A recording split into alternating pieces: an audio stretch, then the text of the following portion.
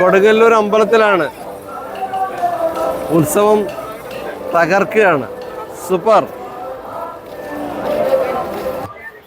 നമ്മൾ പഠിച്ചതും പഠിക്കുന്നതും നമ്മൾ പഠിപ്പിച്ചുകൊണ്ടിരിക്കുന്നതൊക്കെ കുറേ തെറ്റുകളാണ്.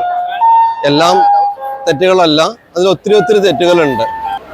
ഒത്തിരി വർഷങ്ങൾക്ക് ശേഷമാണ് കൊടുങ്ങല്ലൂർ അമ്പലത്തിലൊന്ന് പോയതെന്ന്. അപ്പോൾ മോനെയും കൊണ്ട് കൊടുങ്ങല്ലൂർ അമ്പലത്തിൽ പോയ സമയത്ത് ഒരുപാട് വിമർശനങ്ങളാണ് പറയുന്നത്. എന്തിനാണ് മോനെയും കൊണ്ട് പോകുന്നത്? ഇന്നലെ രാത്രി മുതൽ ഇന്ന് ഉച്ച വരെ കൊടുങ്ങല്ലൂർ അമ്പലത്തിലായിരുന്നു.